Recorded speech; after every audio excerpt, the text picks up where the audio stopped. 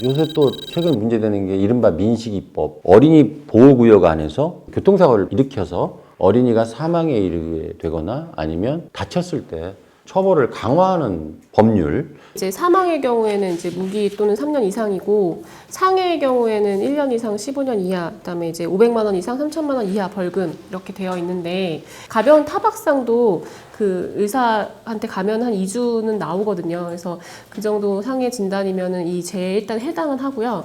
근데 이제 전과도 없고, 그다음에 사고 경위나 그 애기가 다친 정도나 이런 걸 봤을 때 뭐 가볍게 벌금 나오거나 또는 이제 뭐 집행유예 나올 가능성도 있고요. 그다음에 그 전에 물론 이제 그 어린이 부모 측과 좀 합의를 하는 것이 또 필요할 것입니다. 저는 좀 과한 것 같아요. 왜냐면 이게 그때 여론이나 물론 이제 너무 안타깝죠. 아이가 그런 일이 발생하지 않아야 되는데 그런 어린이 보호구에서 아이가 교통사고로 사망했던 건 너무 안타깝죠. 안타깝긴 한데 사실 운전하는 입장에서는 정말 조금만 부딪혀도, 예를 들어서 조금만 부딪혀도 이제 상해가 뭐 긁히거나 이거 다 상해거든요. 그래서 병원 가서 이제 상해 진단서를 발급받을 수가 있겠죠. 뭐 의사 선생님이 판단하겠지만 보통 이렇게 찰과상이나 멍들어도 다 상해니까. 그러면 1년 이상 15년 이하 징역, 뭐 벌금형도 있습니다만 일단 법정형 자체가 굉장히 무거운 거예요. 그러면 판사님들, 검사님들도 생각했을 때 일단은 어린이 보호구역에서 했을 때 이거 좀 중하게 처벌해야 된다고 해가지고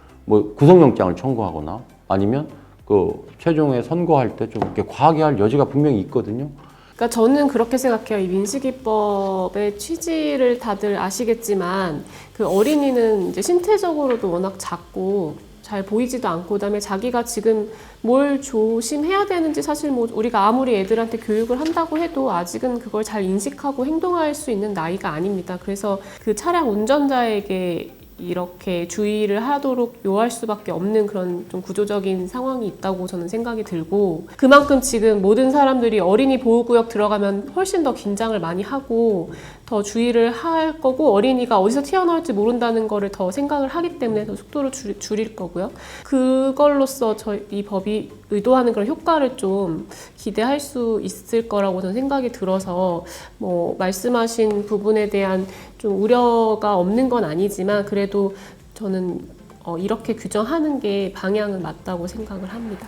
근데 또 이제 그런 생각도 해봐요. 어린이 보호구역에서 사실은 어린이를 보호한다는 차원이지 실제로 어린이 등하교, 어린이가 이제 학교에 등교해서 학교에서 머물다가 집에 돌아가는 시간, 그 시간에만 어린이를 보호하면 되거든요, 사실은.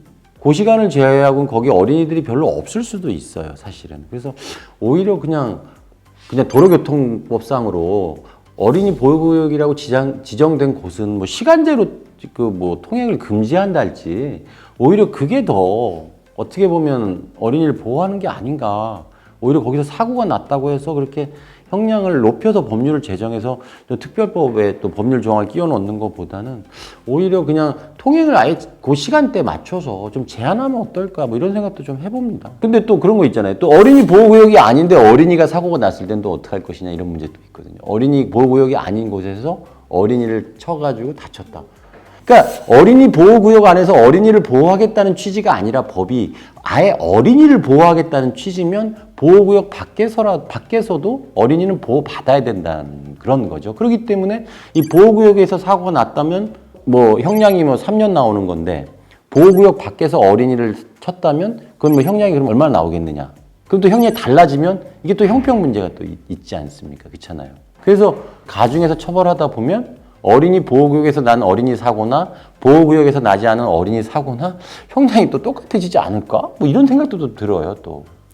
근데 그래도 어린이 보호구역을 지정하는 그런 기준들이 있으니까 어디 학교 근처나 이제 그 어린이 그 등하굣길에 통행이 많은 곳 위주로 하고 있고, 그만큼 거기에서 어린이 그 교통사고가 발생할 위험이 높다는 측면에서 이제 그렇게 보호구역을 지정하는 거니까 뭐 그 이외의 지역에서의 사고가 동일한 정도의 잣대를 가지고 평가할 수는 없을 것 같습니다.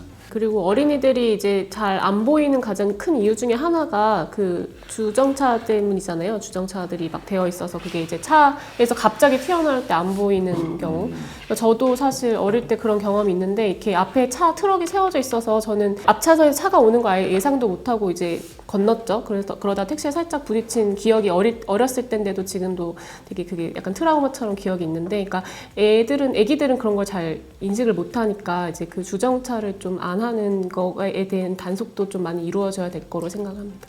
그리고 어린이 보호구역뿐만 아니라 어린이들이 주로 다니는 뭐 아파트 단지 내랄지 뭐 스포츠 센터랄지 어린이들이 자주 다니는 데 있잖아요. 거기는 제가 보기에는 앞으로는 어린이 보호구역 못지않게 그런 데서 사고가 났을 때는 오히려 같은 정도로 처벌을 받게 되지 않을까 싶어서 그런 그 구역을 다니실 때는 각별히 조심하셔야 될 것으로 이렇게 생각이 되고요. 꼭 남의 일 같지는 않습니다. 남의 일 같지는 않고 하여튼 저희도 각별히 조심은 해야 될 것 같습니다. 예.